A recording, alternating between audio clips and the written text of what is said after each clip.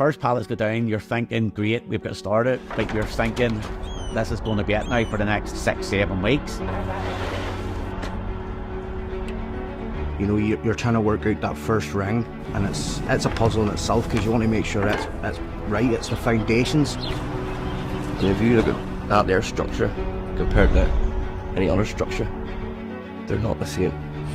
But they know where to have the blocks, they know where to have the pallet, they know the pallet, if wrong, they know of it by looking at it, that it's just out. The 8 guys that are there, we know what we're doing, you know. I mean, it's like clockwork. Inherently, what we do is dangerous. So you've got to try and limit the dangers as best you can. You know, all the wee different procedures and health and safety risks we know we're taking, you know, we're really going above and beyond this year to make sure all the guys are safe.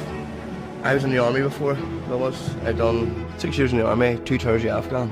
From that there, Band of Brothers in the army, compared to what we have over there, there's a bond. You know, if there's any guys have a problem, we know we can come and talk to each other.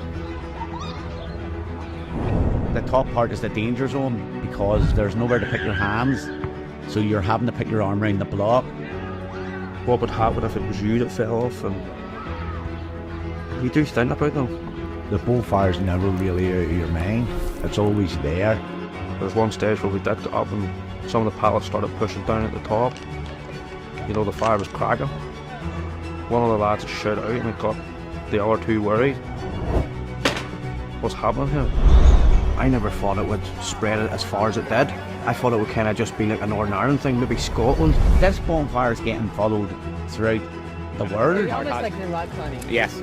I was on my way home from work and actually I just got the phone call since we're in the car, the pallet's been set on fire.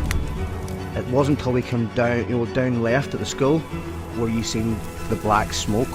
I was just met by blaze of pallets up. And another one started pulling the pallets out to try and make a gap between the other pallets before they would go up. People want to burn it just to spoil the day. At a stage, we weren't going to build on. Doesn't look as if it's going to happen. That bonfire is it's more than just a bonfire, you know. That bonfire is, it's hard to put into words. It brings us all together. It's bringing the community together.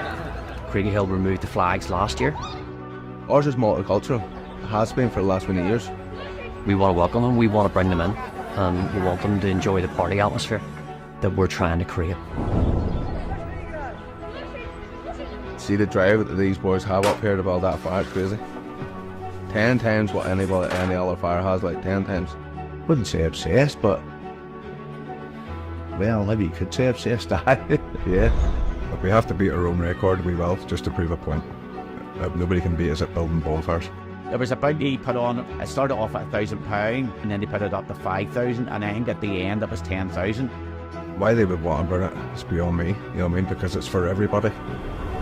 Once we lay that last bit and we stop, you know, and we look out and we see that whole green that is totally covered with cars and people, you know, the sense when we're coming down in that crane, there's no better feeling. I don't, you know, the goosebumps is up in your arms. They want to see the record being broke.